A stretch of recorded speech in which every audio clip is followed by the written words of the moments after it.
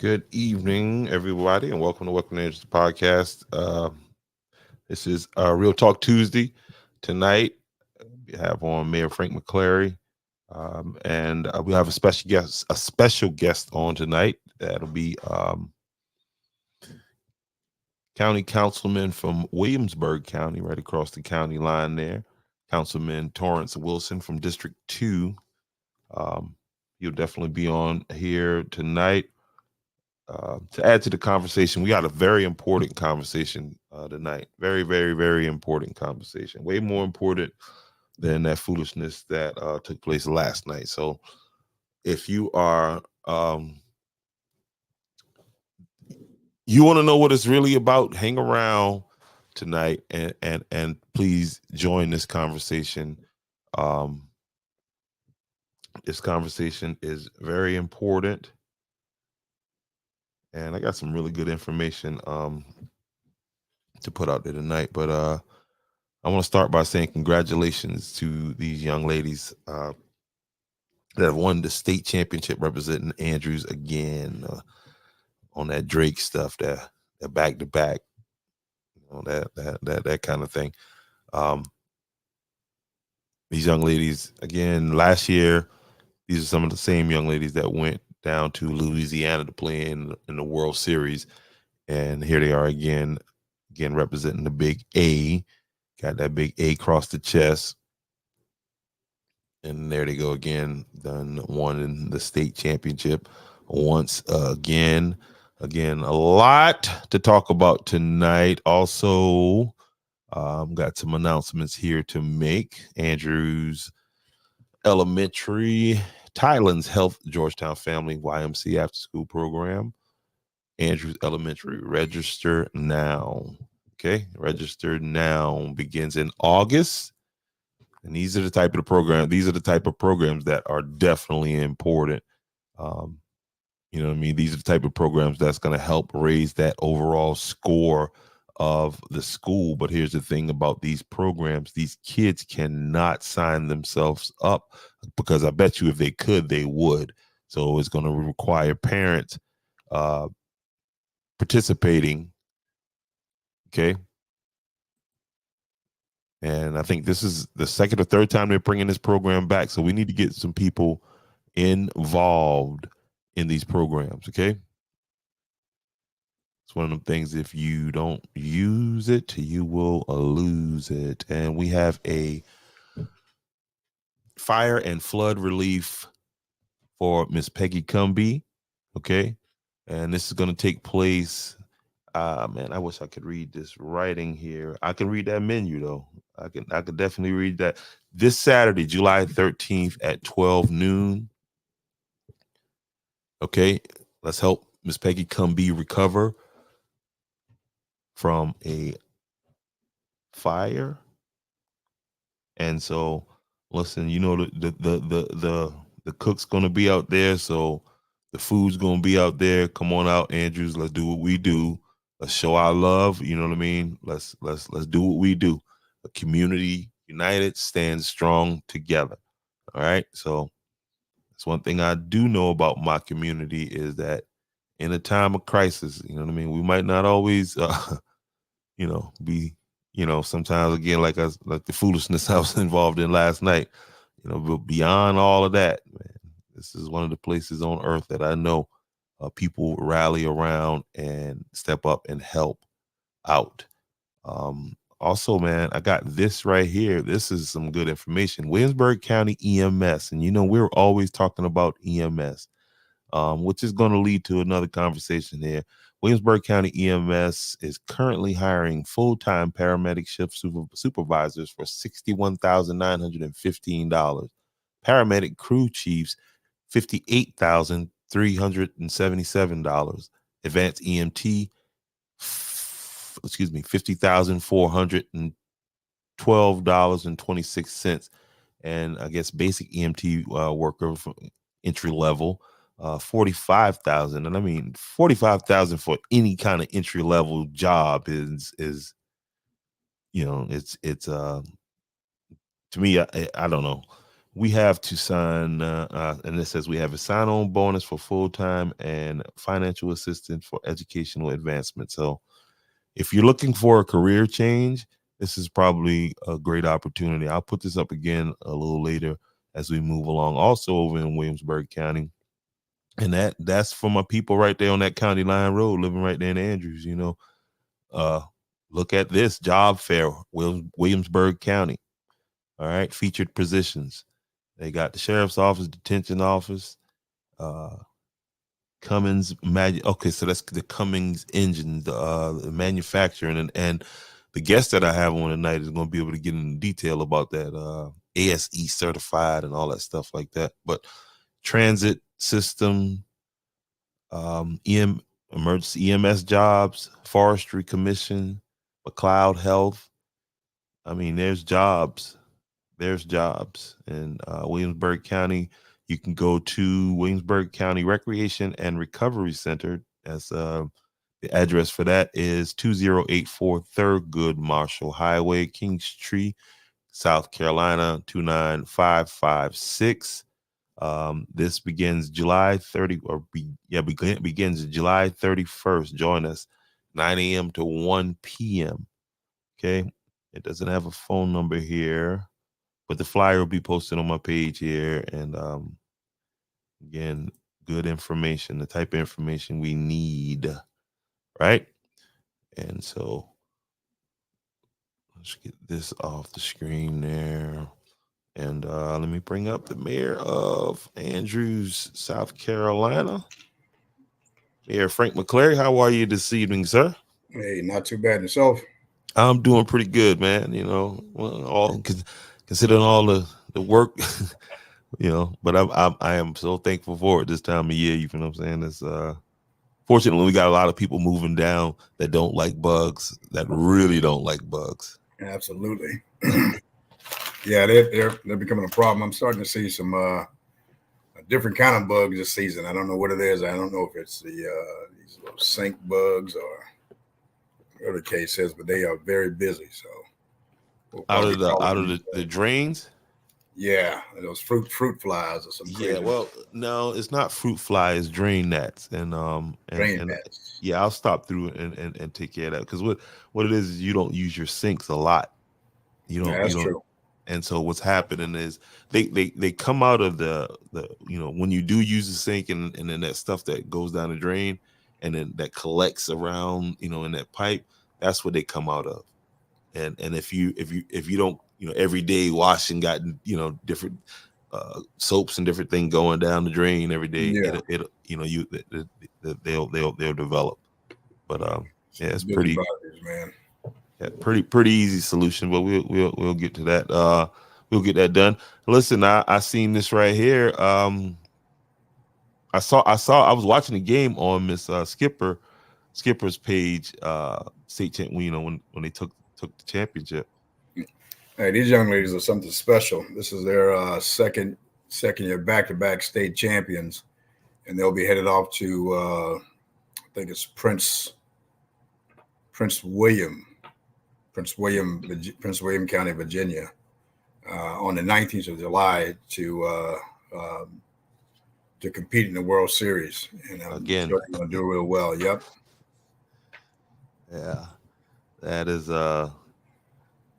I mean, officially now we can go ahead and take. I mean, Andrews is title town. Title Town is back to back state champs, and uh, it's a short window, but we're gonna try to put something together to recognize them probably next week, Monday or Tuesday or Wednesday, one of the days. I got to take a look at see when we're available. Nothing big right now, but we want to show our appreciation for all their hard work and consistency, and they will be again taking off this next week, the 19th, to go out and compete and represent Andrews in the state of South Carolina at the World Series. Big deal. Yeah. So congratulations to the team, the coaches, and all involved. And Coach, Miss Skipper's there. She's the team mom, I believe, the official team mom. And so she makes sure that these young ladies are well taken care of and people know how they are out there performing. So shout out to the Dixie youth team. No doubt. So, ladies, I needed I need that second state championship picture. I needed Hmm. so because people be thinking this is a fake wall.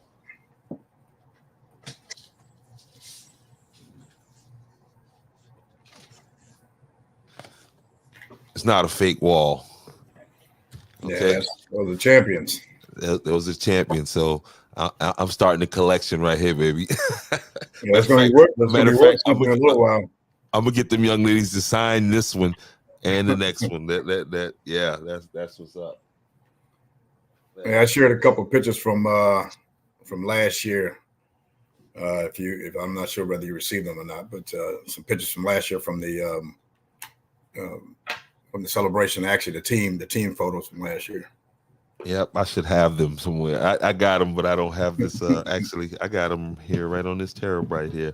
And at a point, I'll definitely pull those out.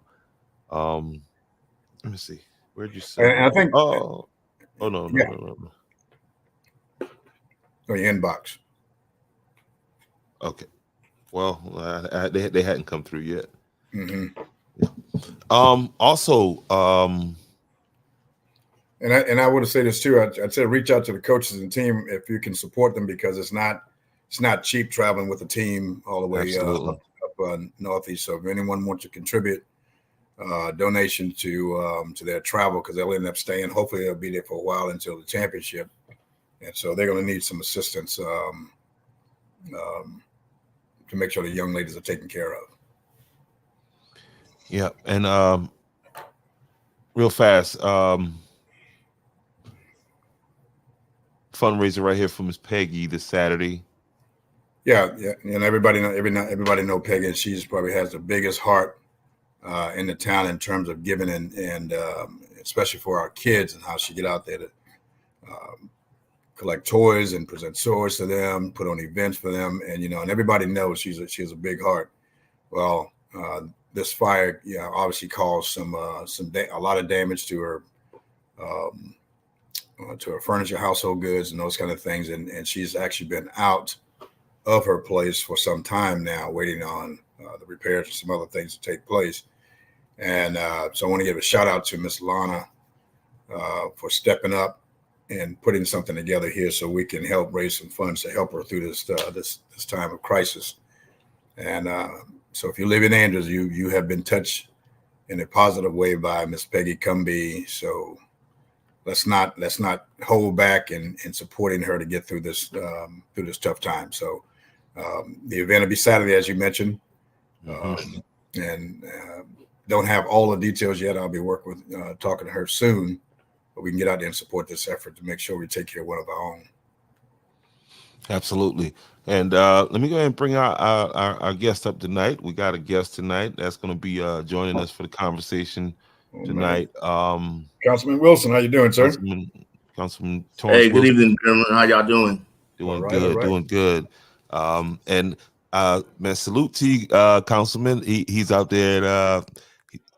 He's actually a principal also, school principal also, and so he's out, doing some training out there in the good old Tennessee. And so I appreciate your time for you know what I mean, stepping away from what what you're doing to hop on Andrews the podcast. Oh yeah, not a problem.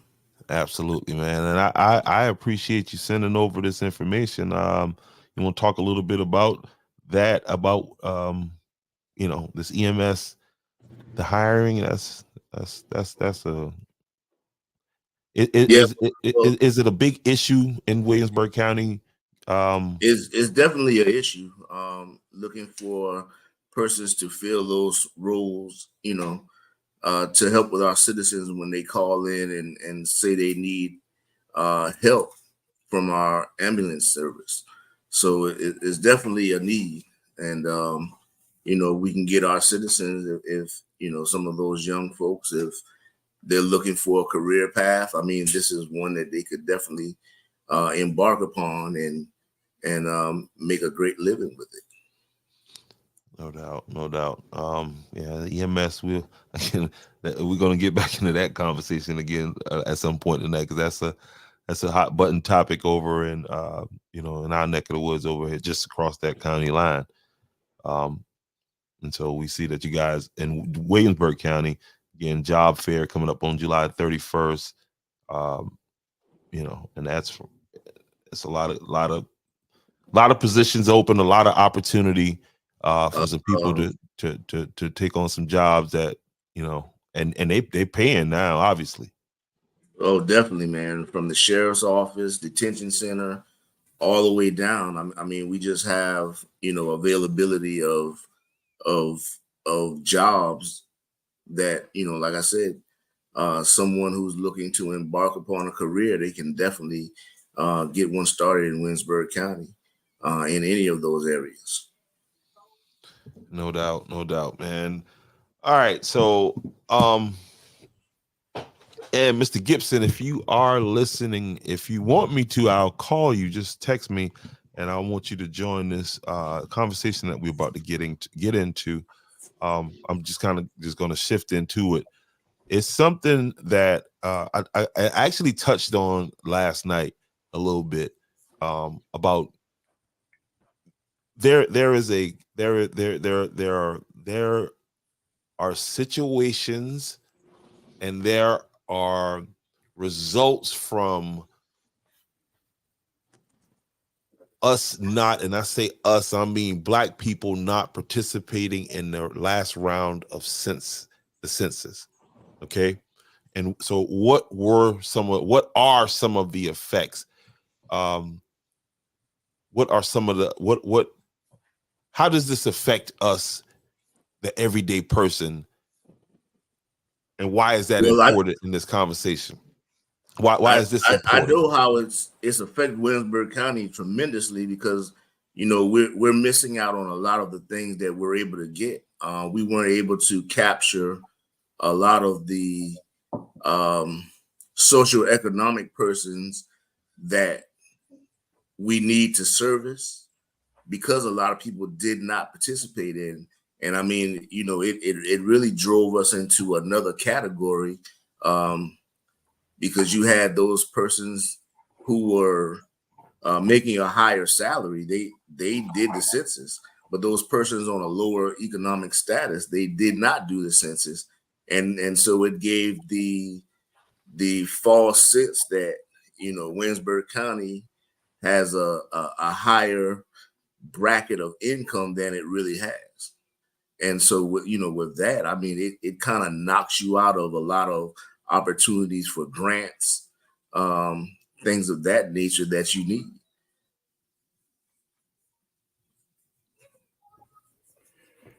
Yeah, it and it goes, and it's pretty deep subject, and very important, obviously with the census, and it qualifies you, as the Councilman Wilson just said.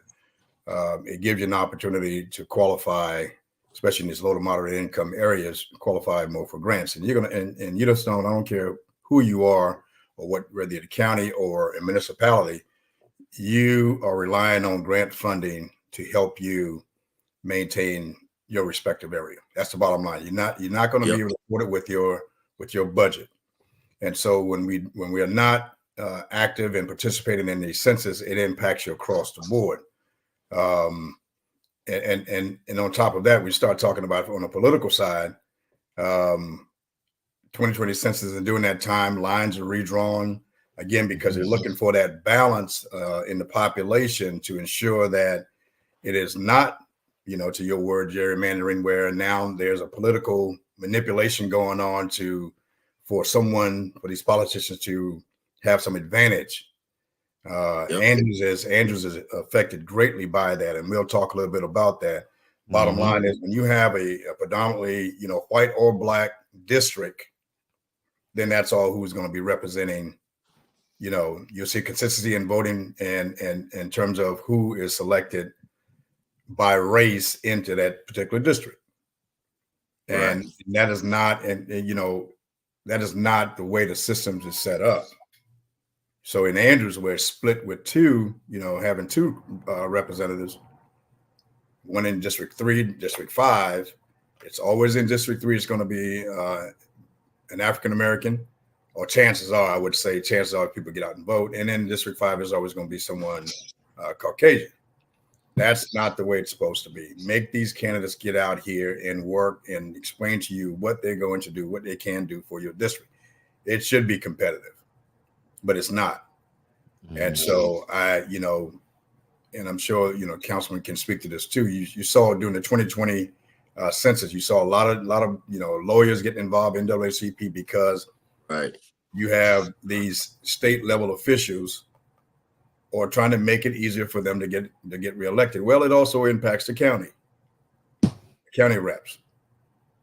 For Andrews, in terms of municipality, it's it doesn't affect us in that way at this level. So people need to get definitely, so you're talking you're missing out on funds, you're missing out on equality throughout, for voting, those kinds of things that this, and among other things, we need to have an expert on to talk about the importance of this census and why we need to participate. But those are the immediate impact on us, and we can talk, get into the numbers if you wish to. But that's from town of Andrews. That's our particular situation right now. And I went ahead and put gerrymandering up there. And let's do this. Gerrymandering, I want people to have an understanding of what it is. And you know what I mean? I would also encourage people to go and research it for yourself. What it is. I've heard the word for a long time. And it's to manipulate boundaries of an electoral constituency so as to favor one party or class. And that was done in Georgetown County in between District 3 and District 5. And just a little bit more context on the word gerrymandering, the origins of it. You know what I mean? Interesting story here. Early 19th century, it came from the name of a governor, Eldridge Gerry of Massachusetts. The salamander. I don't know if you guys know how a salamander moves, but from the supposed similarity between a salamander and the shape of a new voting district on a map drawn when he was in an office in 1812, the creation of which was felt to favor his party. And that's what was done between District 3 and District 5 in Andrews, South Carolina, to the point where and I should have had that right here with me, but when you start looking down deep into the numbers of this slide of the votings, where Raymond Newton sits at, it's almost impossible to unseat him because of the way the lines were drawn. You know what I mean? It's like you said, you almost guarantee an African American in District 3, and you guarantee a Caucasian in certain districts in Georgetown County. Well, the same thing was happening with District 4 in Georgetown County, but again, the NAACP got involved and got lawyers from the state and probably federal level that got involved because District 4 was more balanced. But then when they started to redraw these lines, it heavily shifted that district to predominantly white district. So what happens in this particular case, that now you have a county council that is predominantly of one race and not a fair representation of all of the people of this county. You're not going to, if you look at the population of the demographics in Pawleys Island and that side of the Walker-Marnette, that's not going to change. I mean, it is an area that, again, you're going to have some level of wealth to live in there. That's just the way it is. And people move, and so you can't change that. So that's always going to almost be someone that is not that is Caucasian. It's going to happen. So then if District 4 would have changed, and now we got District 5. So then you would have potentially a 5-2, because District 7, which is where Louis Moran is, that's heavy African American, and again, it depends on who lives where, and you're not going to probably change that. And the way Andrews literally is dissected, I mean, strategically dissected to separate people by race. Yep. That's not me. That's my assumption. Nah, that's facts. that's just the cold hard facts of the situation. Whereas the fact of it should be closer to 50-50 as much as possible. That's right. Yeah. All right. Hey, Wes, text me real fast, Wes, so I can call you. I want to add Mr. Wesley Gibson to this conversation, or you can hit that link and just come on. But if you just prefer calling to this conversation, because he did a lot of work while these lines were being drawn. He was one of the frontline guys that was there. And he can add a little more to what we're getting at. But go ahead.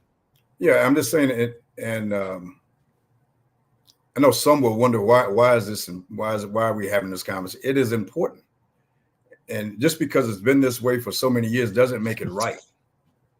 And so, if you want this thing to be balanced, and this is just one of the things that we have to get right in Georgetown County. Okay. You got to get this right. So if you don't have a balance where the people, regardless of, the people are represented and your voices are heard. And if you don't have that, it's just going to be always one side. It's going to be us versus them, the have and the have nots. Mm-hmm. And as Mr. Torrance just said, when you don't have the people that are in that lower economic bracket participating, then now it skews the perception that Williamsburg County is a extremely wealthy county, and then you're going to miss out. It's going to change your status in terms of what you qualify for. Those are the things, you see. So speaking of wealth, I was blown away by hey, Mr. West, take your phone number from up there, because that's going to be public. Take that down. I'm calling you now. Delete that. I got you. I'm going to take it off from here.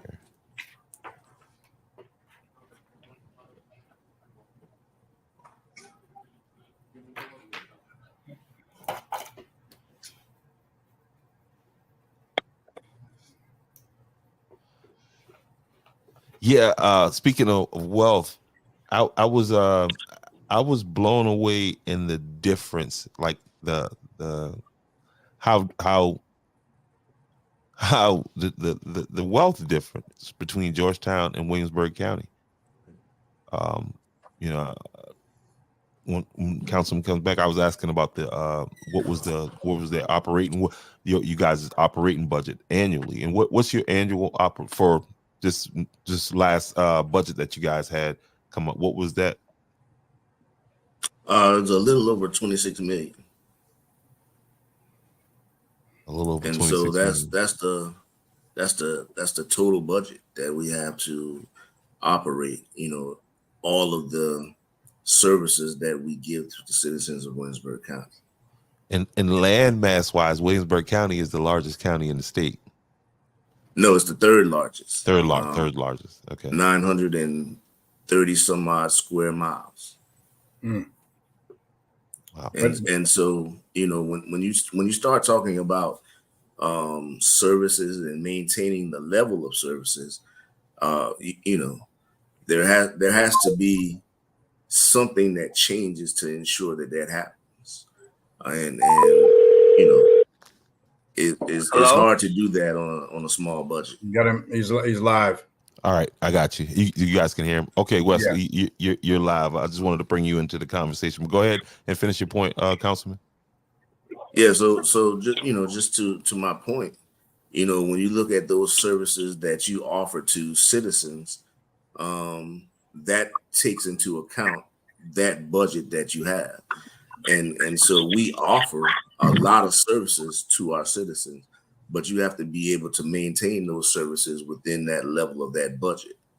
And so, over the last 3 to 4 years, that's what we've been dealing with, trying to maintain those services while operating on that budget.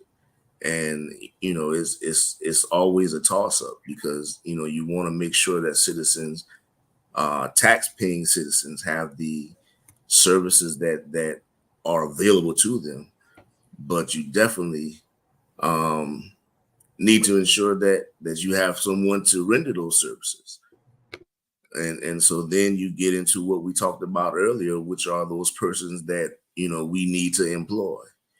Are we being able to pay them a wage that allows them to say, hey, I'm proud to be here working in Williamsburg County, performing these services for the citizens that we have. Mm-hmm. And so, go ahead. And one department that's not on there is Public Works, and our Public Works is going through some changes at this time, and we're working hard to rectify some of those things that we need to in that department. So on the phone right now, I got Mr. Wesley Gibson, who was Mr. Wesley. Could you talk to us a little bit about the lines and how they were drawn in Georgetown County, and the role of the NAACP from where you sit? Well, when we first got the lines, they wanted to have two predominantly black districts, one with Lewis Morant and one with Everett Carolina in District 3. And Miss Lily Jean Johnson, who represents District 4, she's retiring, so they were going to make her district smaller, where we only had 38% of the registered voters. And the NAACP said, no, we're not going to stand for that. We want to set up to be the same way that it is now, where we would have a chance to win 3 seats. So it didn't go over too well. So we enlisted the help of the American Civil Liberties Union. And they sent letters off, and they gave us help with people that actually draw lines, that have drawn lines for the state. And they came up with a district that we have now that's 48%. That's the best we could get based on the census and registered voters. But we had to have the help of the American Civil Liberties Union. Without them, we wouldn't have gotten it done. That speaks to the point where I said you got to get that thing as close to 50% on both sides as you can. And if you were able to get to 48%, that's a great number when you're talking about trying to level the playing field. Yes, but let me give you an example. District 4 used to encompass Spring Gully, which is Greentown, part of Maryville, City of Georgetown. Now, District 4 is just the City of Georgetown, a small piece of Maryville, and a small piece of Kensington. Greentown and Spring Gully, which is predominantly black, is now in Lewis Morant's district. That will bolster his number to almost, I think it's 50 or 60%, a little over, almost 60% African American.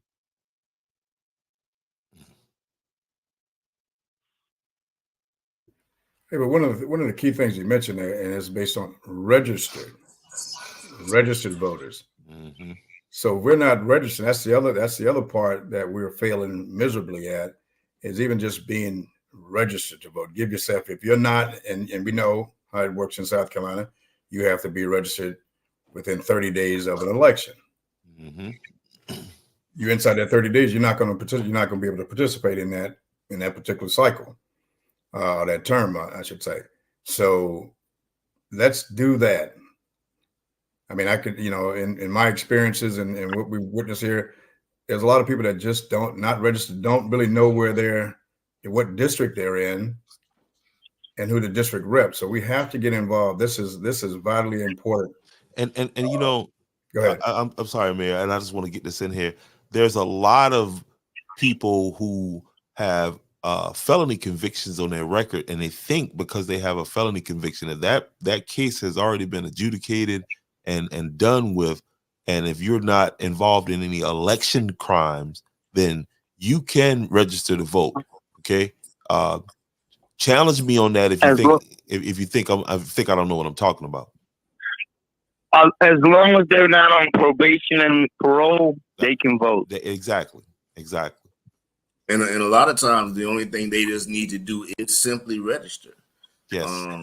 If they just go in and register, and you don't have to do it on paper and pencil. You can do it online. You can use your phone, or you can use a laptop with Wi-Fi. I mean, you can register, and then the only thing you need when you go to vote would be your ID. That's correct.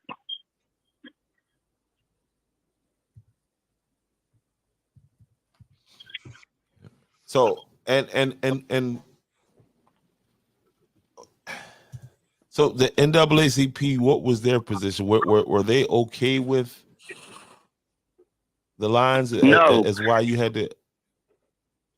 We weren't okay with the lines because, like I said, the lines were drawn where we only had 38% in District 4, when District 3 had, I think 60, a little over, in District, I think it's 7 that Louis Morant represents. They had almost 60 or 70%.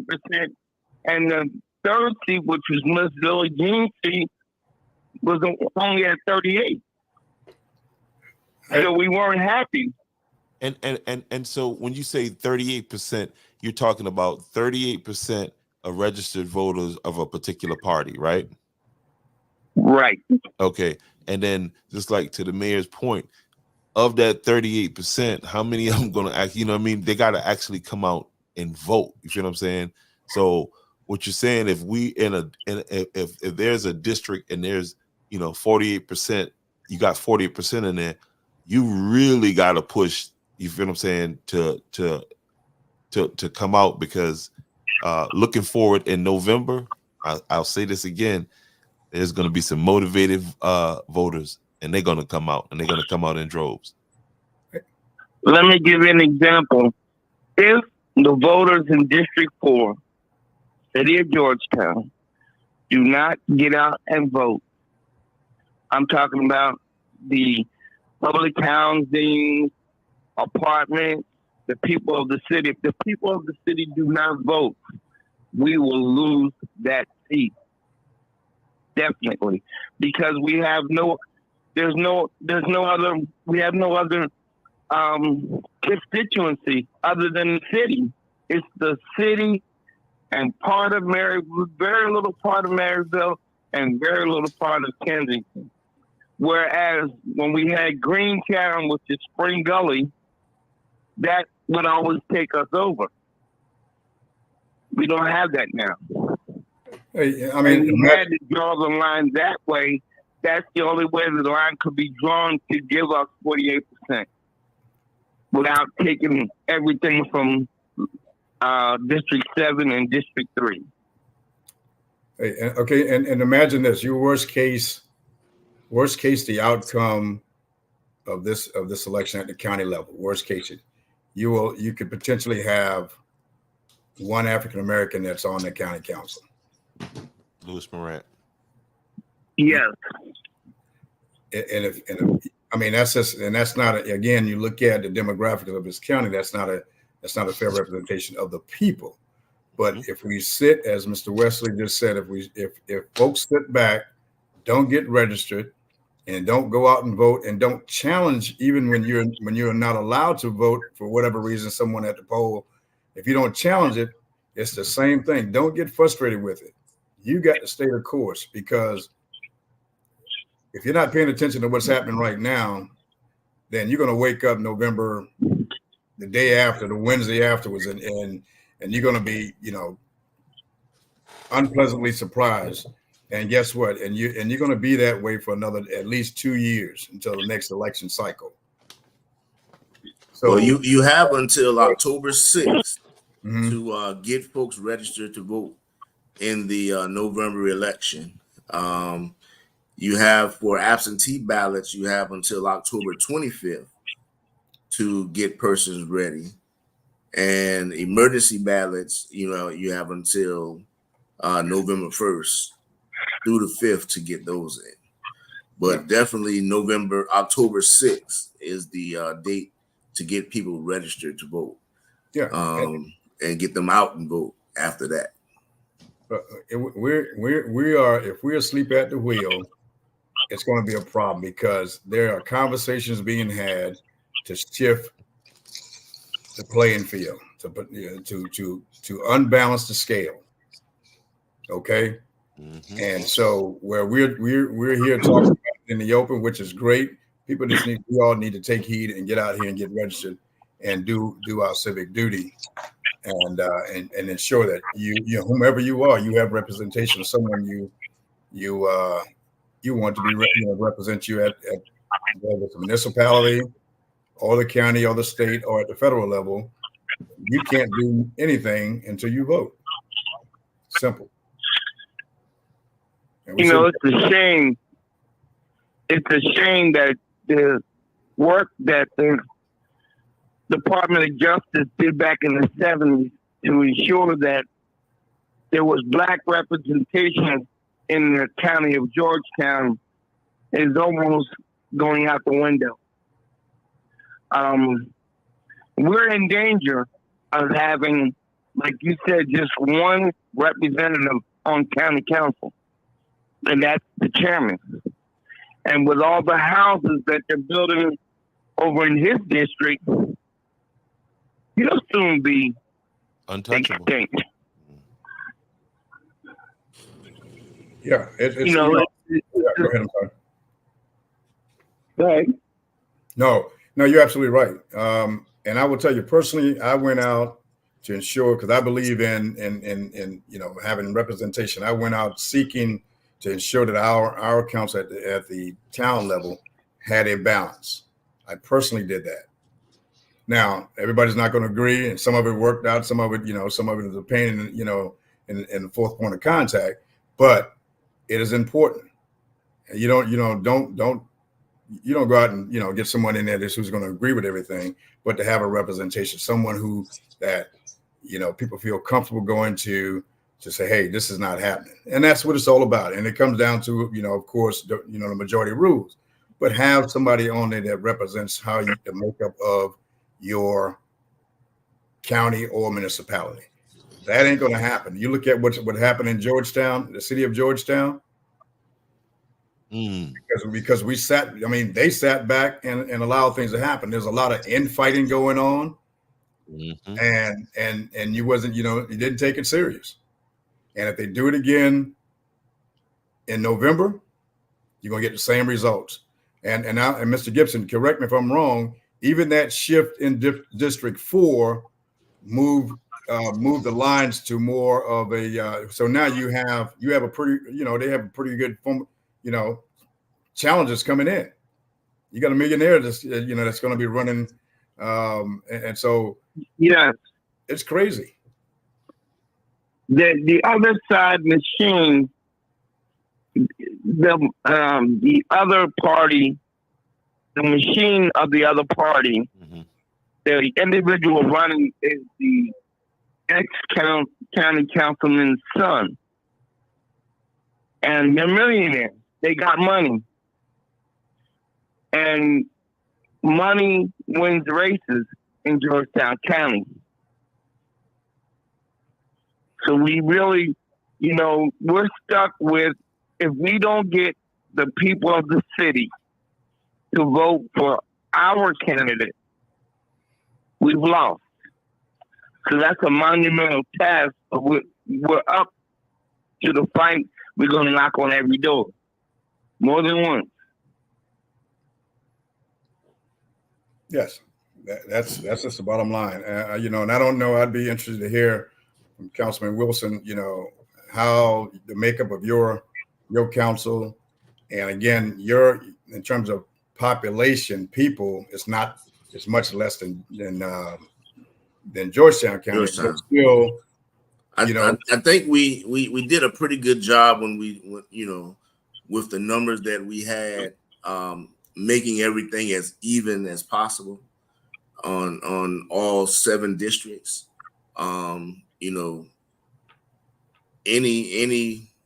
Anyone can win one of those races.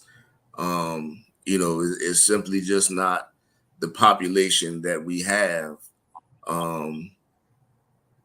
of Caucasians that will allow them to do so.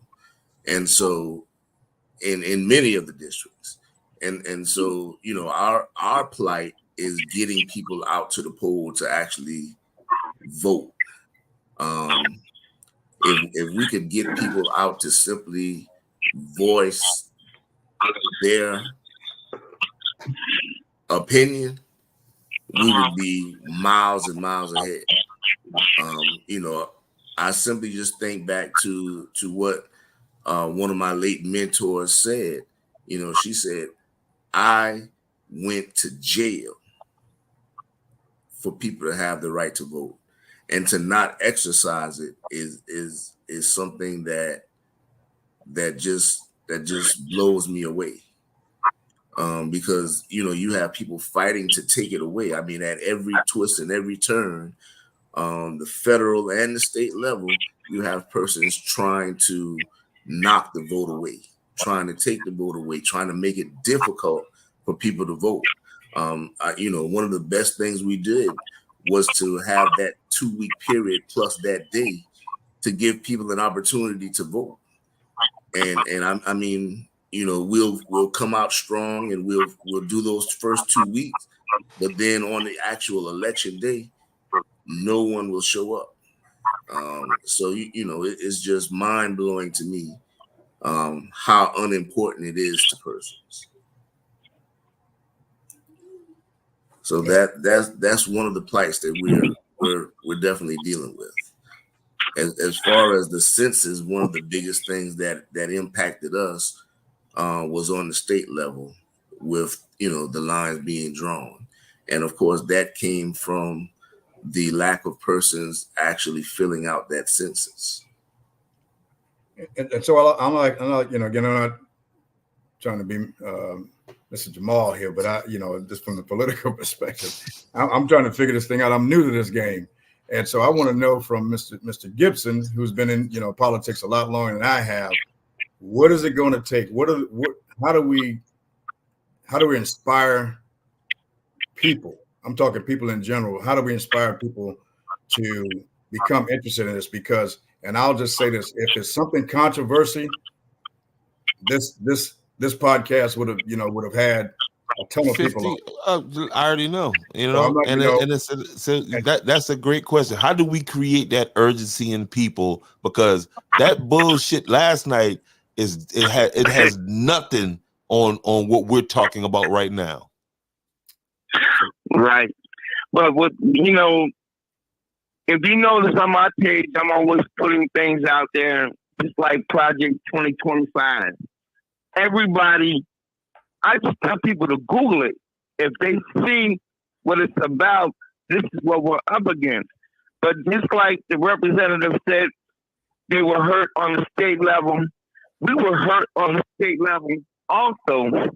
Because if you look at our representation, our Representative Anderson lost Waynesburg County, which is almost 90% black. That's no longer in our district. And we're down, our district goes down into Owendahl.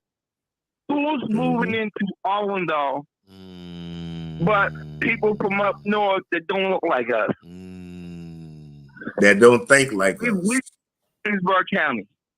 We've lost Williamsburg County, and now we're down Arlington. What does that mean for the next guy running for that seat? Look at it, and you see I'm telling the truth. It's a great question. But then who is behind the redistricting? I mean, whose job is it to make sure? It is our state level officials. So yeah, the representative should have fought that. Yeah, the representative should have fought that. Williamsburg County is almost 9% black. That's a stronghold, and you give that up, moving up. Arlington? Down in that, King Hoy, down in that area. Sorry like about that, not Arlington. I know the area, but like you said, the development that's happening down there, those houses, when you start seeing at the 200s, they don't mean $200. Well, all of that. Go ahead, sir. A lot of people don't realize that this is what is happening. We're not opening our eyes. We're being blind to what's going on, and it's killing us. Definitely. And it's being done strategically, in those back rooms to push us into a corner so that others can do just what they want to do, how they want to do it, and when they want to do it.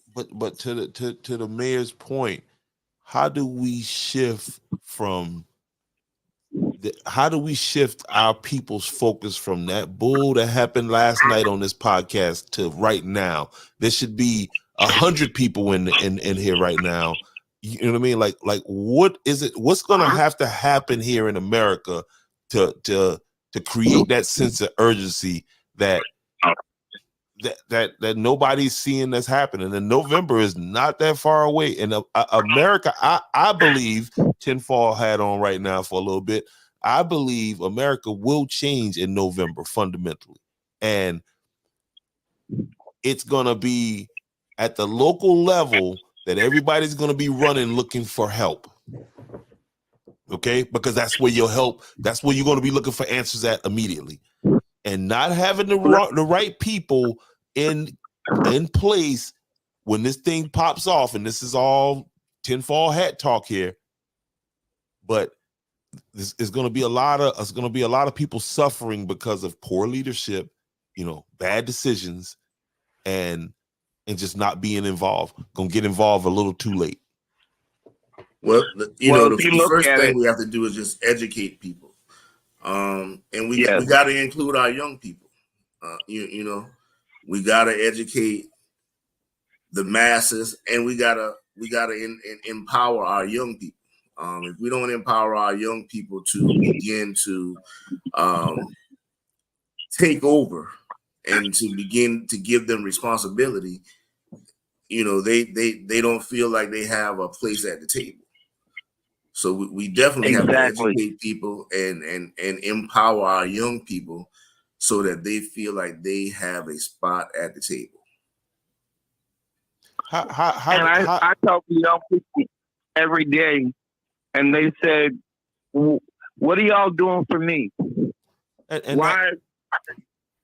Go ahead. And that's my question, Councilman. How do we get that program, the program that you got, that sending these kids off ASC certified in mechanics and things? How do we get that in Andrews? Well, I mean, you have that in Andrews. You have it in Georgetown County. Is there? You have it at Andrews High School, where students can get certified prior to getting out of high school. You have it at Georgetown High School, where students can get certified prior to getting out of high school. My counterpart over there, she works diligently to get students prepared. But it's that civic. It's that as well, but it's also that civic mindedness that that we're lacking in. And that civic mindedness will allow people to begin to say, hey, I matter. I need to make myself more employable, more marketable. And in them doing that, then those jobs that you saw earlier in the podcast, they begin to get filled, because guess what? You can get those jobs filled coming out of high school, many of them. But you have to have that civic mindedness to say, hey, I matter, my community matters, and I want us to be better. I want us to be stronger in what we do. You know, we don't have to be below the poverty line. We don't have to. You know, there was a time when strategically it was set in place for us to be that way. But right now, as it was always taught to me, the way out of poverty runs by the schoolhouse. And if you want to get out of poverty, you need to invest in yourself in the schoolhouse. Bottom line. Exactly. Absolutely, brother. Well said. And my little take on that too is that, back to the how, is that we have to have this conversation with them early on and often in all venues. If you have an opportunity to speak with a young person, that should be a part of the conversation. Spark an interest. Once you spark an interest in them and showing them the benefits of it, we can't wait until they get 18, 19 years old if they haven't been had this conversation before. This have to be in the churches, the schools, and we can't control that, the schools, but these kind of civic kind of civic studies kind of went away, kind of sort of in the school system. But there's opportunities. A quick story. Even doing, I was heavily involved with Mr. Cooper's campaign here recently, but I had an experience where I went to a place, a community, and there were kids all over the place. And so to, get them involved, I took the opportunity then to explain to them why we were out here and talking about it. It was important for them to understand about, politics and your local leaders. And it got them. I mean, I had their attention. And they were assisting with, passing out flyers and stuff. They got all motivated. They were and started passing out flyers to even some of the other campaign members. But they were motivated. So hopefully somebody in that group, and we're going back to them. So we can start to instill that in them now that although nobody, not everybody wants to be in politics, but it is important. We can't shy away from it because decisions are being made that's going to affect your life at the local level immediately, and not long after that at the county and the state and federal. So you have to know. You can't wait and say, well, why is this happening to me? Why things are not happening? Because you weren't involved. And so that's my take on it. Go ahead, sir. We have to get these young people. I take my grandchildren, and this is no lie. They go with me to school board. They go with me to county council. They go with me to city council. And when I stand up and speak on an issue, and then they see that somebody's standing up for them, and then when at night at the table, they'll say, Papa, let's talk about what you were talking about. And that's how they become energized. We got to get young people interested in civics and what's going on in their community. And we can't do it unless we get on their level. And once we get on their level and we start to try to help them, motivate them to do something for their community, things will change. Absolutely. Things will change. Absolutely. That's a good segue. Anthony Lee reached out to me today, football player, and he said, "Hey man, we need to do a preseason podcast." And so I was like, "Go ahead, set it up." And for long, he called back. He said, "All right, I got Aiden, I got this other guy." And so you're right, man. You guys are absolutely right. We just got to keep engaging them. We got to keep, you know what I mean? Like you were saying, making them a part of the process, you know, and that's the only way. So I agree, man. And again, this conversation does way more for me than that craziness that happened last night. And it's just it's mind blowing to me what catches our you know, people's attention. But Mr. Mayor, look how Oh, buddy, big. Zion. Just look how big your district is. Look how big District 3 is. Mm-hmm. It covers a lot of territory. Yep. A lot of territory. And that's what they purposely tried to do, was create 2 massive districts, 3 and 7, and let 4 go by the wayside. And that's where the concentration of African Americans are. Georgetown. In the city of We're Georgia. not going. We weren't. Yeah, we're not going to just. We weren't going to just give up the seat without a fight. That's what we told them. And you saw We're what not giving happened away anything. after that was settled. Then when the filing initially occurred, look how many candidates came out for that district. Look how many came out, Exactly. and then I'm sure there was a conversation, and they Oh agreed yeah. to, hey, you fall back, I'll take the lead. I got the resources to go out here and, you know, and beat the average Joe in this thing because I got money to put on it. And so if you don't think it's strategic and it's well thought out, Both of them are millionaires. I know. Both of them are millionaires. One's a millionaire by itself. The other one's a millionaire through family old money. And one is a sitting city councilman who has a vendetta against the Democratic nominee, Henry Milton. That's why he got in, because he said he didn't want to see Henry run unopposed. Was that And then the other, was that the guy that trashed him in the paper about a bill or something like that? yeah, Jonathan Agner. Wow. And he is the head of the Republican machine. And, you know, but we can win if we, like I said, the same people that we have to get out and vote are the same people they got to get out and vote. Mm-hmm. And it's more of us than it is of them. But the key is they vote. Yes, sir. And they're going to be motivated in November. And I'll tell you, you got a good person, good heart, with great intentions for the people. It will beat any millionaire that's out there. Yes. And I know that's Mr. Henry Exactly. Milton. You know, he is a good man, and he will serve the people. He fight for the people that he represents. He did that when he was on the city council, and I know he will do it now. So they can have all. I mean, there was a millionaire that ran against my good friend, the mayor out of Conway, and she smoked him.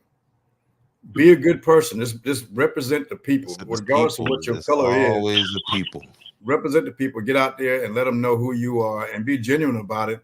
And they can come as much money if they want to. I don't care if you were a black millionaire. If you're not right, you're not there to represent the people. You shouldn't be there. That's just the way I see it. So I think Henry's going to do well, and the people that's going to have to do it.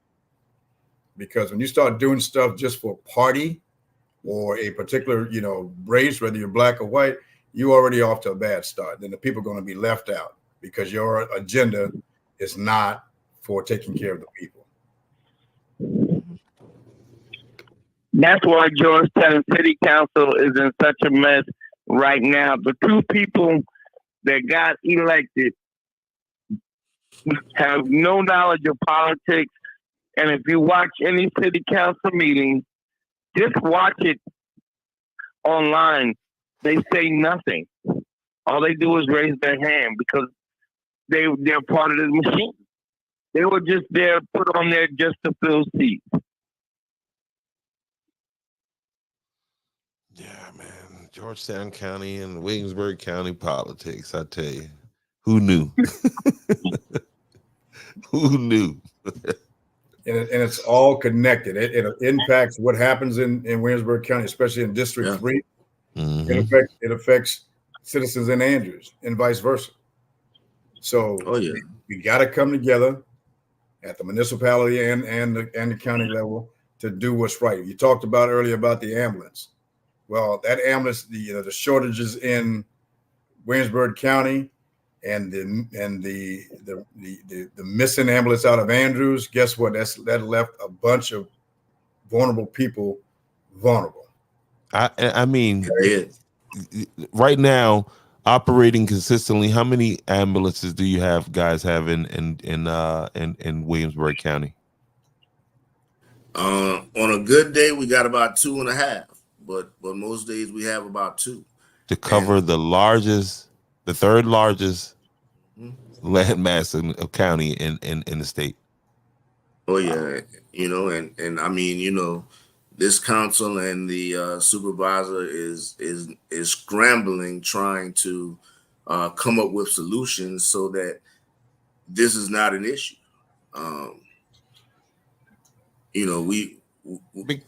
We know the issue. We know the plight of the people, and we are all fighting to make that not the issue. That's just one of the many issues that we have to deal with. But that one right there hits home. Yeah. Because when that ambulance is not there in a timely manner, you're looking at possibly the loss of a loved one. Hey. And that's across all lines. Listen, I know about 3. My uncle passed. My uncle lives in Earls, so crossover in Williamsburg County. So about maybe 3-4 years ago when he passed, I was there, got the call, I was there, and I know. And so when you cross that line, those calls go to Williamsburg. Now they're closer to Andrews. And so then I know I was there for all of it. I know when I got there, he'd already passed. But the time to get that ambulance there was well over 30 minutes. Right. Well over 30 minutes. And our firefighters ended up getting there and assisting, of course, with, moving him out. But it's happening. I mean, and I think I'm not the only one with a personal story like that. But this is the importance of having people that care about people and, in the low to moderate area on these councils that will fight for these resources. We shouldn't have to. It shouldn't have to be an ongoing conversation. It should have been something in place, or at least working on it to get these ambulances. Put money into it. If you got shortfalls in your first responders, that's medics, firemen, police officers, put money into it. It should be a state or a federal crisis. And we know it's a lot of time is driven by, whether these men and women can support their families. So they're going to go where the dollars are. Exactly. So figure out, and don't leave that burden on the small cities and towns to have to foot that bill. Those first responders should be funded, I think, from the federal level. Yeah. And so that's what we're talking about when we say, the impact of what happens on that level when you don't have someone there representing, because if they're not there representing you, who are they representing? Right. And the interests of the people that we represent, they're not being heard. So all of that is vitally important. And all of that comes into play when you talk about census, filling out that census, when you talk about voting, when you talk about knowing what's going on in your community. All of that is a part of your civic duty. Absolutely. And so you have a situation like, again, we have examples. We can give you examples of not being represented with 2 council members. So ambulance being removed, nobody at that level raise an issue.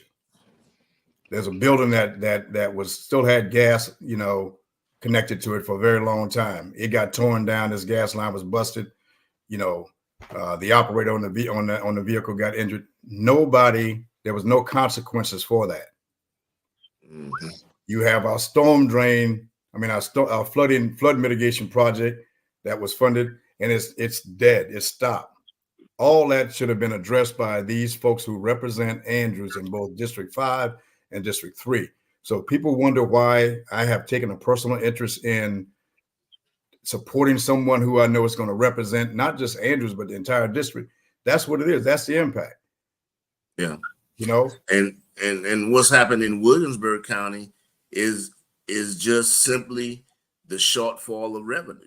When you have a shortfall of revenue, you know, he said it earlier, you know, people have to take care of their family. And if that's the profession that they're in, you know, they're going to go where they can take care of their family. And so, you know, we've worked hard to put in place something that will try to attract those persons, but you know, it's not an easy task because it's not the only task that's on the table. That's what you sound like is when I hear, you know, when for not understanding budgets, and folks will say, well, Georgetown has got this and Andrews don't got this. Well, Andrews got $2 million budget of a little over $2 million.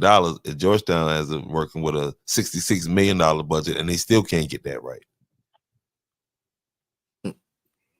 Yeah, you have to work within the means. If you don't have revenue generating, you know, service, then it's not going to happen. So, and again, Councilman Wilson mentioned it, you have to work within the constraints that you have and then leverage other people's dollars like state and grants and that, you know, that kind of thing. And that's how and then make tough, wise decisions. Yeah. And if you know your people are, you know, number one, you have to invest in them, in their training, the equipment, and all the resources to make sure that we are meeting the basic needs of our citizens. And it's tough. It's very tough. I'm not saying, I mean, we all fall short. But again, if you have or a focus by the body, then you're going to be all over the map. And if your county, in our case, if your county is not, the state is not doing what they're supposed to do, then you end up using those limited resources you have to repair roads, which is a state responsibility, you know, sidewalks, trees, ditches, clean those things. So everybody has a slice of the pie to make sure that the citizens are taken care of. And when that doesn't happen, then, you know, and in the councilman situation in ours, you're going to have to use the resource you have, and then you're going to go see it somewhere else. It's chess moves all day long to try to make things happen. Never checkers. No, not at all. Not at all. So, no doubt. All right, hey, listen, guys. That's I think we got a point where we can kind of put a pin in it to the next time, because this is an ongoing conversation that needs to continue. So I'm gonna start with Mr. Gibson. Mr. Gibson, first of all, thanks for joining us tonight, and I just wanted to give you any last words you wanted to say, you know, before we sign off.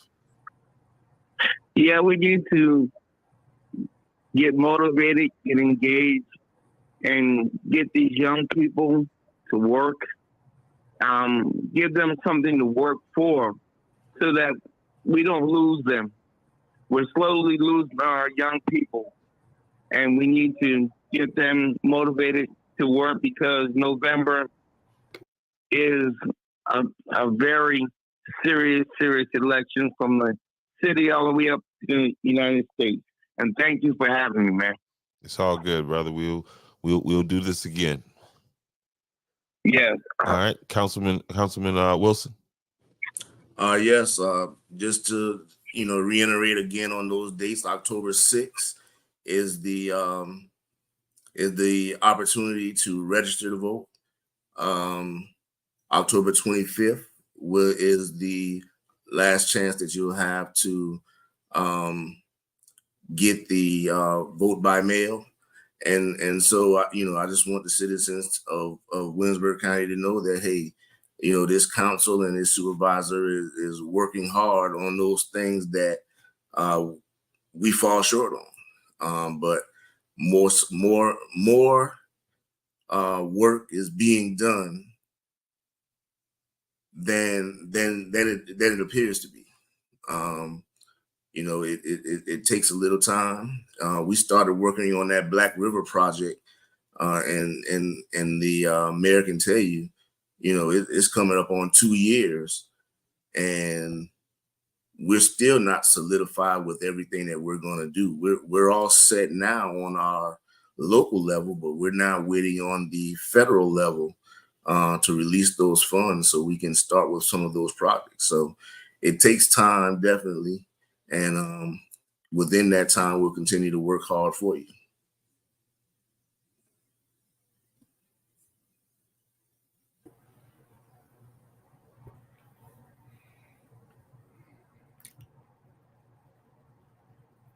Hope we didn't lose our host. No, I'm there. I'm there. Okay. I'm there. So you blank out there. All right. Yeah, but yes, sir. Go ahead. Any last words there, man? Hey, it's encouraging everybody to get involved. Let's get involved into what's happening in the community, not just from get involved. And the first thing, once we get registered, then we can have the conversation about everything else. So let's get registered to vote now. The great councilman talked about those deadlines, but let's not wait there, because the closer you get to those dates, you're going to get real busy. So let's go ahead and do it now. You can do it from your smartphone, your lap, whatever. You don't have to go anywhere. It's right there at your fingertips. So let's get registered. And then let's get involved in what's happening politically. Your community volunteer. We can use volunteers around here, and let's make it happen. And the last thing, a couple of things I'll say again, shout out to our Dixie Youth ladies for winning the state championship for South. They're going to go and represent South Carolina. There they are, and they headed up to Virginia here on the 19th. So again, let's do whatever we can to support them and make this a very enjoyable trip for them up there. And again, hopefully they'll win the championship this time. But if they don't, they're still champions in our heart. You just threw this up there. Let's support Miss Peggy next this coming Saturday. And if the date changes, I'm sure they'll get it out. But let's support this effort again. She's a big supporter in the community of all people, and so we should not be shy or hold back from again helping to make life a little bit easier for Miss Peggy Cumbie. Hey, you just flashed that toppings up there. So we have a series now. We're on week number 2. We do our courtesy ice cream giveaway. Courtesy ice cream for anyone who wants to stop by the Ace. There's a flyer that's out now, or should be posted, that captures the date and time, which is the 19th. I think it's the 19th of July, where we will have ice cream and other treats for the folks stopping by the Ace. That's 30 East Main Street. And again, this all efforts to try to reach out and bring our community together. Let's put away all the craziness and nonsense, and let's come together, because Andrews is growing and Andrews, things are happening, and we want everybody to be on board. We know it's impossible, but things are happening here. So hopefully Anytime Fitness will be open here soon. We see the people working over there at Little Caesars Pizza, Mexican restaurant. The owners there are working diligently to get that open real soon. So we're excited about what's happening. There'll be much more coming soon, but just let's get involved in a positive way. Appreciate the time. And it's good being on with these distinguished gentlemen, Mr. Torrance, Mr. Wesley. Yes, sir. Always a pleasure. Yes, sir. Great sharing the screen with you tonight. So appreciate anything I can do from this side of the county line. Just let me know. Same thing on this side, brother. Absolutely. And to our host, thank you so much for having us. We really appreciate you. It's all good. If we can get one person to apply, man, listen, we'll have done the job that we needed to do. Oh, no doubt. And we hey, listen, one at a time, one. You know what I mean? We're making strides. It don't seem like it sometimes, but I you know what I mean.